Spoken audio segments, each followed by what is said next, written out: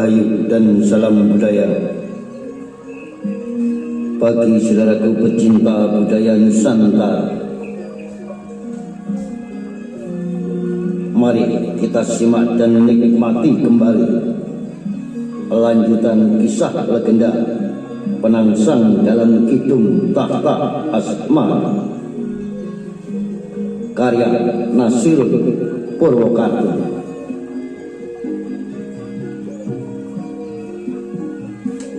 Yang kali ini telah memasuki episode ke-73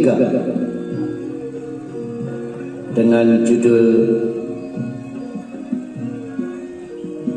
Pusaran Kesedihan.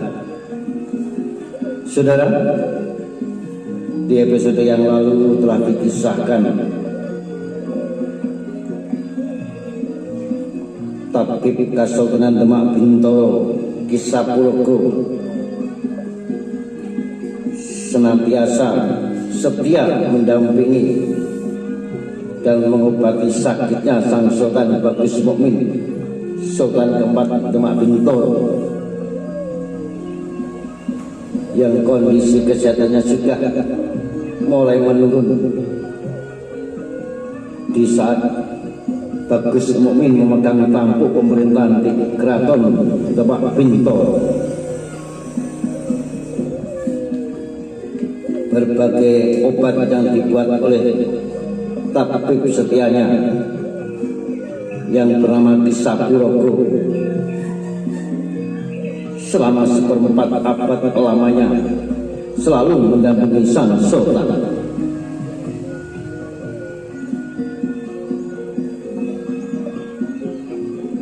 Kembang tummelung kembang kecubung, kembang mangklung ati mentiyu,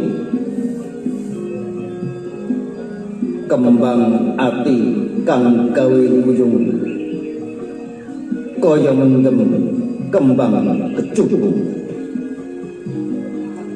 Sambil bernyanyi, bunga putih ungu itu pun dibelainya. Sepuntung kembang dipetik untuk kemudian dihirup wanginya.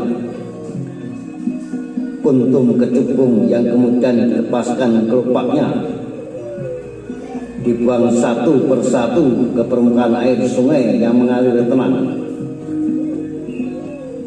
Kelopak pun hanyut terseret arusnya, timbul tenggelam dalam keheningan air dengan timpaan sinar mentah.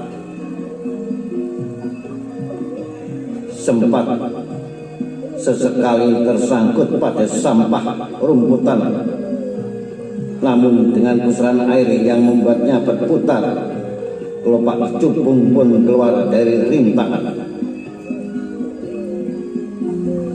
Meski kemudian pusaran air itu justru menjadi halangan berikutnya.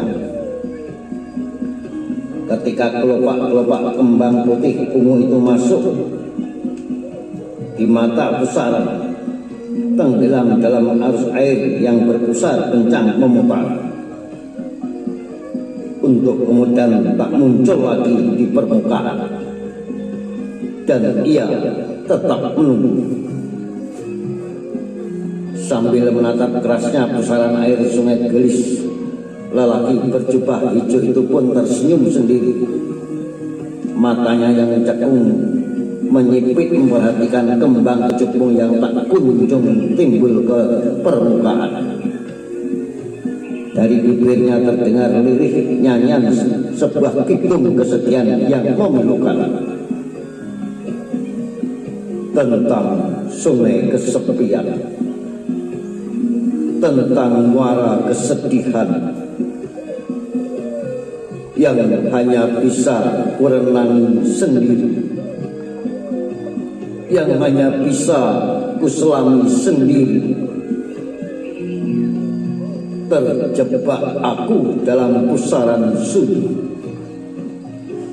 Salah, aku salah, telah merindu dalam bisu, tetap mengharap dalam diam. Lelaki muda itu pun terdiam. Mendadak dalam benaknya melintas bayangan yang sangat jelas dikenangnya. Sosok yang telah sangat dikenalnya, bayangan seraut wajah perempuan dengan mata lembut yang senyumnya selalu mengembang. Manis anggun dalam tatapan pandangannya yang meremang. Cahaya matanya yang teduh menawarkan kedamaian bening telaga. Bibir tipisnya menyunggingkan selarik senyum manis menawan. Pipinya merona merah penuh pesona. Pada lentik bulu matanya ia melihat ketajaman yang mampu menusuk jiwa. Puspitosari, bisiknya menyebut sebuah nama yang sedang dihapuskan dari kenangannya, nama yang harus dilupakan dari ingatannya, dari hati dan dari jiwanya, nama yang tak boleh ada rasa apapun padanya. Lelaki muda itu baru saja bercerita kepada ibunya tentang rasa yang pernah disampaikan kepada si perempuan pujaan. Perempuan yang pada pandangan pertama telah membuatnya meyakini ada kebahagiaan ketika bersamanya. Perempuan yang menerbitkan harapan ketika ia makin akrab dan dekat dengannya, makin mengenal sifat dan wataknya dan segala kepribadiannya. Sifat-sifat yang membuatnya makin terpesona dan membuatnya berjanji untuk melanjutkan hubungan ke jenjang selanjutnya. Namun belum sempat pembicaraan dilanjutkan, ia melihat harapannya telah jauh dari keinginan. Ia bahkan merasa keinginannya hanya sebuah impian yang tak mungkin bisa terlaksana. Dan ia memutuskan untuk tidak melanjutkan pembahasan soal hubungan. Namun dengan keputusan itu, hatinya justru makin menderita kesakitan. Sakit yang membuat hatinya selalu berdebar setiap mengenang ingatannya. Dan itulah yang telah disampaikan kepada ibunya. Jadi itukah yang membuatmu sakit, Panuntun? Lembut tutur perempuan parubaya yang duduk di tepian ranjang itu,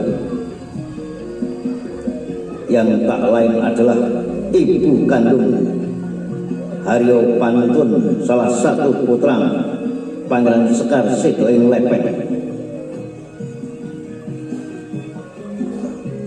Panuntun yang masih berbaring hanya mengangguk lemah. Telah hampir 2 bulan ia tidak meninggalkan kamarnya. Hari-harinya hanya diisi dengan tiduran di ranjangnya. Panuntun anakku, memang sudah masamu untuk tertarik kepada perempuan. Bunda juga tak menyalahkan, karena ketertarikan itu pun wajar adanya, Panuntun. Apalagi yang membuat kamu jatuh hati dari Sri Retno Puspitosari. Ibarat sekuntum kembang, ia memang bunga yang harum baunya dan indah warnanya, kata lembut sang ibu Haryo Panuntun untuk membesarkan hatinya yang dirundung kesetiaan. Ibu Panuntun pun bercerita tentang Sri Retno Puspitosari yang juga dikenalnya karena ia telah lebih dulu mengenal ibunya, Nyai Gede Hidung, yang sejak anaknya menjadi santri kudus turut berdiam di Panti Kudus.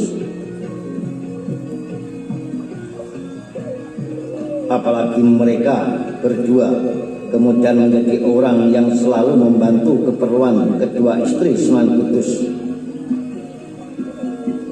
Ia diberi kepercayaan membantu Nyai Dewi Ruhil, istri Sunan Kudus, yang merupakan putri Sunan Bonang. Sementara Nyai Gede Nudung membantu keperluan istri Sunan Kudus dari putri Pacatanda Terung, Nyai Dewi Pambayu. Hubungan keduanya pun terjalin akrab meski rumah kedua istri pemimpin pesantren Kudus itu berbeda letaknya.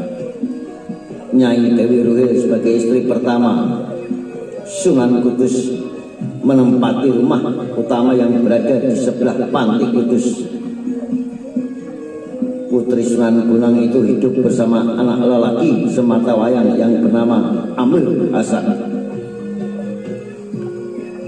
Sedang istri kedua Sunan Kudus yang bernama Nyai Dewi Pambayun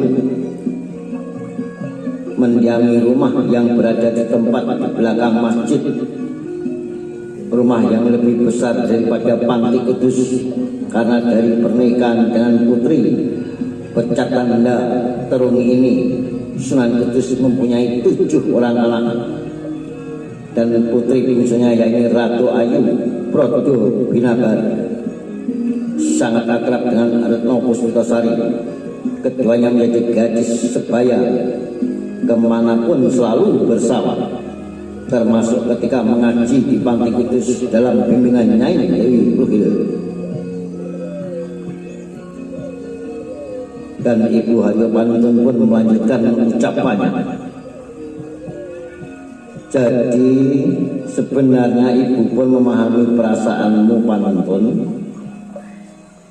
Dengan pesona yang ada pada Retno Puspitasari, tak salah kalau kamu kemudian jatuh hati. Hanya yang jadi masalah adalah karena antara kau dan dia itu berbeda. Berbeda Panuntun, berbeda. Panuntun mengangguk mendengarkan. Telah ia pahami ucapan ibunya yang telah lalu, bahwa Retno Puspitasari meskipun sama-sama sebagai santri di panti Kudus, kedudukannya tetaplah berbeda. Perempuan itu berasal dari keluarga yang lebih terhormat sebagai putri tunggal Kuwu Mudung, orang yang sangat dekat dengan keluarga besar Sunan Mudung, ayah Sunan Kudus. Tapi apakah perbedaan itu menjadi penghalang di antara kami berdua itu? Tanya Panuntun kepada ibunya. Dan dia pun melanjutkan perkataannya. Bukankah ibunda juga berasal dari rakyat biasa, sedangkan ayahanda seorang bangsawan Demak yang kalau dibandingkan lebih terhormat keluarga ayahanda daripada keluarga Puspitasari. Namun ternyata ibunda bisa menikah dengan ayahanda, kan? Tanya Haryo Panuntun kepada sang ibu.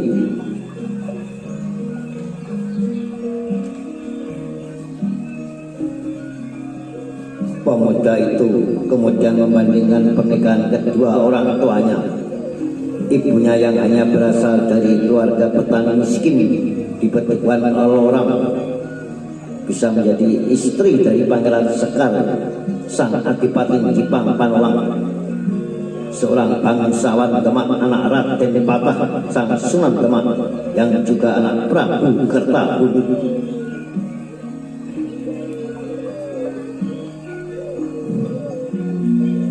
Ibunda bisa menikah dengan ayahanda karena itu permintaan Eyang Kudus belaka. Panuntun, ibundamu ini kan dekat dengan Nyai Dewi Ruhil.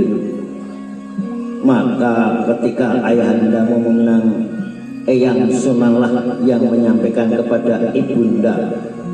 Kalau bukan permintaan Eyang Sunan, bunda pun lebih baik menolaknya. Dengan perbedaan derajat yang ada, ibunda sebenarnya tak nyaman kalau berdampingan dengan ayahanda, Pangeran Sekar, tegas sang ibu Haryo Panuntun. Namun Ternyata ibunda bisa menjadi istri ayahanda Sekar kan? Haryo Panenton kembali bertanya, dan ibunya pun menjawab, Eyang Sunanlah yang meyakinkan ibunda untuk melupakan perbedaan. Karena Islam tidak pernah membeda-bedakan derajat. Yang membedakan hanyalah ketakwaan kita. Namun sesungguhnya tidak semua memahami hal itu. Mungkin kita yang berderajat rendah merasa tersanjung dengan itu semua. Namun bagi mereka yang masih merasa tinggi kedudukannya, apa bisa menerima setulus hatinya? Demikian penegasan Ibunda Haryo Panenton, dan Haryo Panenton pun menjawab, namun ibunda bisa menjalannya kan? Tanya Haryo Panenton, dan ibunya pun menjawab, karena ayahanda benar-benar tak pernah menganggap rendah derajat ibunda Panenton, dan harap kamu tahu tak banyak yang bisa berlaku seperti ayahandamu itu. Demikian penjelasan sang ibu kepada Haryo Panenton. Dan Haryo Panenton pun tetap bertanya, tapi Panenton yakin insya Allah Puspitosari bisa, ibunda. Demikian penegasan Haryo Panenton kepada sang ibu tentang kisah kasihnya selama ini bersama Dewi Retno Puspitosari. Nah saudara, sampai berjumpa di lanjutan kisah legenda Penangsang dalam Kidung Takhta Asmara. Salam Rahayu, salam budaya, sampai jumpa.